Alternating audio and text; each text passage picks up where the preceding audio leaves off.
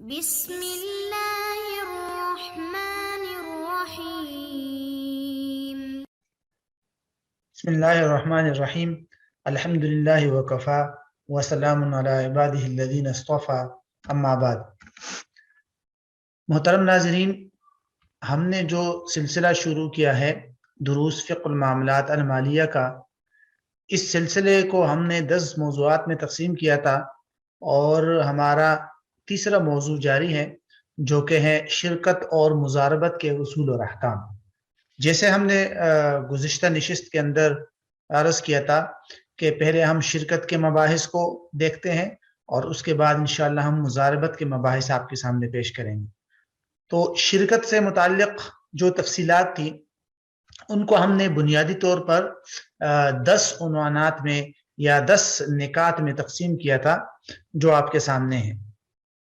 جو گزشتہ نشست تھی ہماری نشست نمبر 57، اس میں ہم نے شرکت کی پہلی 2 باتیں یا پہلے 2 نقطے آپ کے سامنے مختصراً پیش کر دیے تھے، یعنی شرکت کا تعارف اور شرکت کا ثبوت۔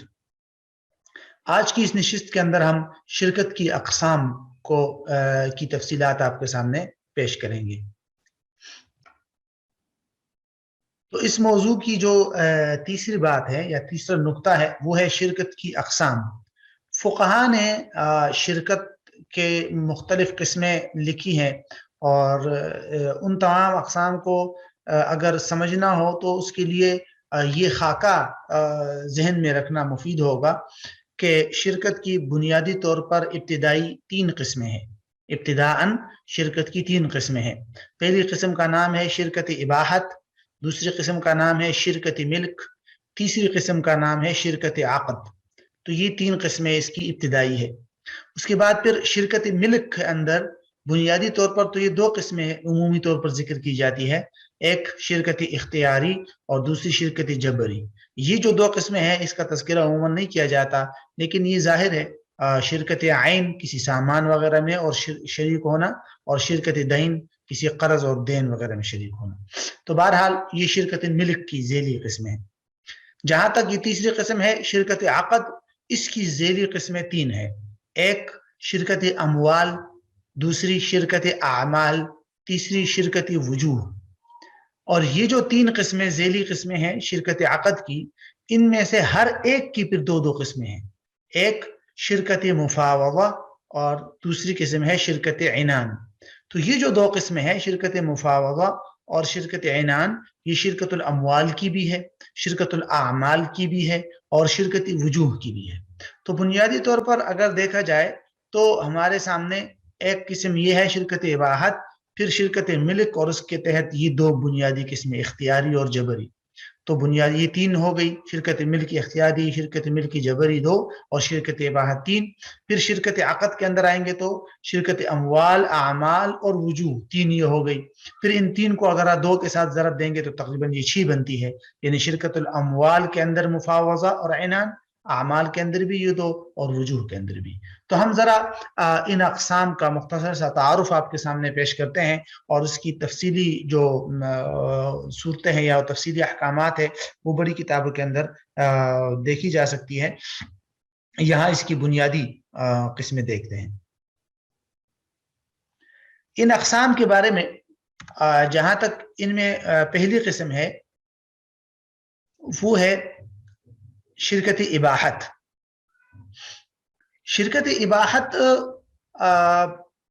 بابی افعال کا مصدر ہے اباح یبیح اباحتن، اور اس کے لغوی معنی آتے ہیں کسی چیز کو مباح کرنا یا حلال کرنا، اور اباحت یا کسی چیز کا مباح ہونا یا حلال ہونا۔ اور جہاں تک اس کا اصطلاحی مفہوم ہے کہ فقہ کے اندر شرکت اباحت کا کیا مطلب ہوتا ہے، تو آسان اردو میں آپ یوں کہہ سکتے ہیں کہ عام لوگوں کا کسی ایسی مباح چیز میں شریک ہونا جو چیز کسی خاص شخص کی ذاتی ملکیت نہ ہو۔ کوئی چیز ہے وہ کسی ایک انسان کی ذاتی ملکیت نہیں ہے، اس میں عوام شریک ہے سارے اور سب کو یکساں حق حاصل ہے اس کو استعمال کرنے کی، تو اس کو کہتے ہیں شرکت اباحت۔ مجلۃ الاحکام العدلیہ کے اندر اس کی تعریف یوں کی گئی ہے کہ کون العامہ مشترکین فی صلاحیت التملک بالاخذ والاحراز लिल-अशिया इल-मुबाहा अल्लती लैसत फिल अस्ल मिल्कन लिअहदिन कल-मा। क्या मतलब है इसका मफहूम? कि आम लोगों का ऐसी मुबाह अशिया को लेने और महफूज करके अपनी मिल्कियत में दाखिल करने में शरीक होना, जो चीजें मुबाह है, जो चीजें बजाते खुद क्या है, मुबाह है और दरअसल किसी की मिल्कियत नहीं है, जैसे कि पानी। तो बुनियादी तौर पर तो हदीस के अंदर भी इसका तज़किरा आता है। एक हदीस में आता है, सरवर दो आलम सल्लल्लाहु अलैहि वसल्लम फरमाते हैं कि अन्नासु शुरकाउन फी सलास अल-माउ वल-कलअ वन-नार, के लोग जो है वो तीन चीजों में शरीक है, पानी, घास और आग। तो अब दरियाओं का पानी हो गया, पानी की मुख्तलिफ किस्में होती है। शिरकत इबाहत पर फिर फुक़हा ने तफसील के साथ कलाम किया है कि पानी की मुख्तलिफ किस्में हो गई। दरियाओं का पानी है वो आम है, आवाम लोग उसमें शरीक है, हर कोई फ़ायदा उठा सकता है। बारिश का पानी है वो भी मुबाह है। हाँ, वो अलग बात है, टैंकियों वगैरह के अंदर कोई पानी महफूज कर ले तो वो उस इंसान की मिल्कियत हो जाता है। इसी तरह घास है, खुदरू घास में भी सब लोग शरीक होते हैं। इसी तरह आग है, अगर जो है गैर ममलूक और मुबाह जंगलात के लकड़ियों से किसी ने वहां आग जला दी तो उसकी तपश या उसकी जो रोशनी है वो भी आम लोग उसमें शरीक होते हैं। तो इसकी तफसीली अहकामात है। बहरहाल शिरकत इबाहत के बारे में ये मुख्तसर सा मफहूम जहन में रखना जरूरी है। इसके बाद दूसरी जो बुनियादी किस्म थी हमारी, वो है शिरकत मिल्क। शिरकत मिल्क का मतलब है, आसान उर्दू में इसका मफहूम ये होगा कि किसी चीज की ऑनरिंग, किसी चीज की मिल्कियत में दो या दो से ज्यादा अफराद का मुश्तरक होना। किसी चीज की ऑनरिंग में या और किसी चीज की मिल्कियत में दो या दो से ज्यादा अफराद का शरीक होना। मसलन मकान है, दुकान है, गंदम है, या इस तरह की चीजें, जो चीजें हैं उनमें शरीक होना। तो मजल्ले के अंदर इसकी तारीफ जो की गई है वो यूं है कि शिरकतुल मिल्क हिया कौनु शैइ मुश्तरकम बैन अक्सर मिन वाहिद अय मखसूसन बिहिम बिसबब मिन अस्बाब तमल्लुक। कि शिरकत मिल्क किसको कहते हैं? कि एक से ज्यादा अफराद के दरमियान कोई चीज मुश्तरक हो, यानी असबाबी मिल्क में से किसी भी सबब की वजह से कोई चीज चंद अफराद के साथ खास हो जाए और चंद अफराद के दरमियान मुश्तरक हो जाए, तो इसको कहते हैं शिरकतुल मिल्क। शिरकत मिल्क की बुनियादी तौर पर ज़ैली दो किस्में बनती है। एक को कहते हैं शिरकत इख्तियारी और दूसरी किस्म को कहते हैं शिरकत जबरी या गैर इख्तियारी। शिरकत इख्तियारी का मतलब होता है कि किसी चीज की मिल्कियत में बाकायदा अपने इख्तियार से शरीक हो जाना। मसलन दो आदमी है, दोनों ने पैसे मिलाकर एक मकान खरीद लिया, तो उस मकान में दोनों की शिरकत मिल्क हो जाएगी और इख्तियारी होगी। इसी वजह से इसकी तारीफ यूं की जाती है, अल इश्तिराक अल हासिल बिफ़िअलिल मुतशारिकीन, यूं इसकी तारीफ की जाती है।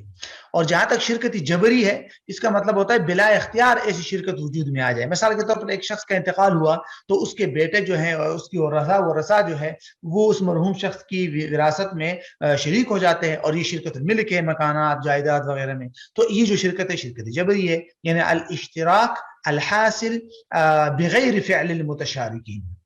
तो ये शिरकत मिल्क का मफहूम और उसकी दो बुनियादी किस्में। इसके बाद जहां तक तीसरी किस्म थी शिरकतुल मिल्क की, वो है शिरकत अक़द। शिरकत अक़द का मतलब होता है कि दो या दो से ज्यादा अफराद जो है वो इन्वेस्टमेंट करे, सरमाया लगाए और नफे में भी बाकायदा शिरकत का मामला करे। इस तौर पे कि जितने पार्टिसिपेंट और जितने शुरका होंगे सब ने सरमाया भी फराहम किया होगा और सबको प्रॉफिट में भी एक मखसूस मिकदार मिलेगी। तो आसान अल्फाज में यूं कह सकते हैं कि ये शिरकत की वो किस्म है जिसमें बाकायदा कारोबार किया जाता है और हर शरीक की तरफ से बाकायदा इन्वेस्टमेंट और रकम भी लगाई जाती है और हर शरीक को प्रॉफिट भी मिलेगा। तो तब ये जो है शिरकत अक़द कहलाता है। यानी बुनियादी तौर पे ये कारोबारी अक़द जो होता है वो यही है। इसीलिए इस सूरत में ऐसा नहीं है कि कोई एक शरीक जो है वो काम नहीं, पैसे नहीं लगाएगा, सिर्फ काम करेगा, वो मुजारबत में चला जाएगा, वो आगे मुजारबत में पढ़ेंगे। बहरहाल शिरकत अक़द के अंदर सब शुरका की तरफ से पैसे और रसूलमाल सरमाया लगाया जाता है। तो इसकी तारीफ मुजल्लद अहकाम अल अदलिया के अंदर अरबी में यूं की गई है कि शिरकतुल अक़द इबारतुन अन अक़द शिरकतिन बैन इत्नैन औ अक्सर अला कौनि रअसिल माल वर्रिब्ह मुश्तरकन बैनहुम। क्या मतलब है इसका? कि शिरकत अक़द ऐसे अक़द का नाम है जिसमें दो या दो से ज्यादा अफराद आपस में असल सरमाया और नफा दोनों में शरीक होने का मुआमला करते हैं। तो बाकायदा कारोबारी मामला होता है ये। اور شرکت عقد کی پھر ذیلی قسمیں ہم نے بتایا تھا کہ 3 ذیلی قسمیں ہیں. ایک ہے شرکت الاموال، پہلی بنیادی قسم ہے شرکت الاموال. شرکت الاموال کا مطلب ہوتا ہے کہ 2 یا 2 سے زیادہ افراد سرمایہ فراہم کرے، نفع میں شرکت پر عقد کرے اور یہ طے ہو جائے کہ بھئی سب کام کریں گے یا بعض کام کریں گے لیکن پیسے سب لگائیں. تو بنیادی طور پر شرکت الاموال میں مال باقاعدہ لگایا جاتا ہے، مال انویسٹ کیا جاتا ہے اور سرمایہ فراہم کیا جاتا ہے اور اس سرمایہ سے کاروبار کیا جاتا ہے. کام سب کرے یا بعض لوگ کام کرے لیکن سرمایہ سب کی طرف سے ہوتا ہے، تو اس کو کہتے ہیں شرکت الاموال. دوسری جو قسم ہے اس کو کہتے ہیں شرکت الاموال، یہاں لکھا گیا ہے لیکن یہ شرکت الاموال نہیں ہے، شرکت الاعمال ہے. یہاں یہ شرکت الاعمال ذہن میں رکھیے گا، یہ دونوں شرکت الاموال نہیں ہے بلکہ جسے ہم نے پیچھے پڑھا تھا کہ شرکت الاعمال ہے. اسی قسم کو شرکت الصنائع صاد کے ساتھ اور شرکت التقبل بھی کہتے ہیں. اس کا مطلب یہ ہوتا ہے کہ 2 یا 2 سے زیادہ صاحب پیشہ اور سکلز اور مہارت والے افراد آپس میں شرکت اور پارٹنرشپ کا یوں معاملہ کرتے ہیں کہ بھئی ہم انویسٹ تو نہیں کرتے، پیسے تو نہیں لگاتے، لیکن ہم مشترکہ طور پر لوگوں کا کام کریں گے، سروسز فراہم کریں گے لوگوں کو، اور جو اجرت ملے گی، جو کرایہ پیسے ملے گا، اس میں ہم سب شریک ہوں گے. مثال کے طور پر اس کی مشہور مثال ہے کہ 2-3 درزی ہے، وہ کوئی دکان کرایہ پر لے لیتے ہیں اور تینوں درزی جو ہے وہ آپس میں یہ معاملہ کرتے ہیں کہ ہم اس دکان میں بیٹھ کر جو لوگ بھی کپڑے لائیں گے ہم مشترکہ طور پر ان کے لیے کپڑے سیئیں گے اور تینوں مل کے کام کریں گے، کیونکہ اس میں سب کام کریں گے. شرکت الاعمال میں سب کی طرف سے کام ہوتا ہے، تو کام کریں گے اور جو پروفٹ آئے گا اس میں سے کرایہ بھی دیں گے اور پیسے آپس میں برابر برابر بانٹ لیں گے. تو یہ اس کو کہتے ہیں شرکت الاعمال. آج کل اس کی بہت ساری صورتیں بنتی ہے. انجینئر جو آرکیٹیکٹنگ کا کام کرتے ہیں، نقشوں وغیرہ کا، اسی طرح قانون کے جو لوگ ہوتے ہیں، لیگل کنسلٹنسی ہوتی ہے، قانونی معاونت، اس میں بھی اس طرح کے معاملات ہوتے ہیں کہ ان کے پاس سکلز ہوتی ہیں اور وہ آپس میں معاملہ کر کے، شرکت کر کے، لوگوں کو سروسز فراہم کر کے اس پر نفع ملتا ہے وہ آپس میں برابر برابر تقسیم کرتے ہیں. تیسری قسم جو ہے اس کو کہتے ہیں شرکت الوجوہ. شرکت الوجوہ جو ہے اس کا مطلب ہوتا ہے 2 یا 2 سے زیادہ افراد باہم یوں شرکت کا معاملہ کرے کہ ہم اپنی ذاتی ساکھ اور وجاہت کی بنیاد پر ادار چیزیں خریدیں گے اور پھر اس کو بیچ کر جو نفع حاصل ہوگا وہ آپس میں تقسیم کریں گے. شرکت الوجوہ میں کوئی پیسے نہیں ہوتے. مثلا 2-3 آدمی ہیں، بڑے تعلقات والے ہیں لوگ، ان پر اعتماد ہے، تو وہ 3 آدمی جا کر بازار میں مشترکہ طور پر جو ہے وہ ادار چیزیں خریدتے ہیں، پھر مشترکہ طور پر جا کر ان چیزوں کو بیچتے ہیں اور جو اصل رقم ہوتی ہے وہ جا کر ادار اس سے پہلے ادا کر دیتے ہیں اور جو باقی بچ جاتا ہے وہ ان کا منافع اور پرافٹ ہوتا ہے، وہ آپس میں تقسیم کرتے ہیں. تو اس کو کہتے ہیں شرکت الوجوہ.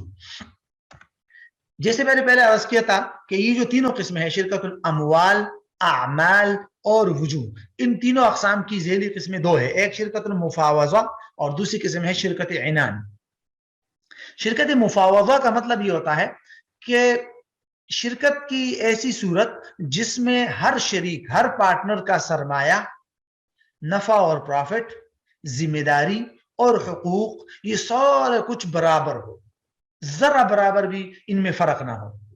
اگر تو کسی کا سرمایہ تھوڑا سا کم یا زیادہ ہے یا کسی کا ذمہ داری اور کام تھوڑا سا کم یا زیادہ ہے یا کسی کا نفع تھوڑا سا زیادہ یا کم رکھ دیا کسی ایک شریک کا بھی، تو بس یہ صورت پھر شرکت المفاوضہ کی نہیں ہوگی. یہی وجہ ہے کہ علماء کہتے ہیں کہ شرکت مفاوضہ کے اندر مساوات فی المال، مساوات فی التصرف، مساوات فی الربح، یہ ساری چیزوں میں برابری ہوتی ہے. تو ایسی صورت آج کل شاذ و نادر ہی پیش آ سکتی ہے کیونکہ اتنی چیزوں میں برابری نہیں رکھی جاتی.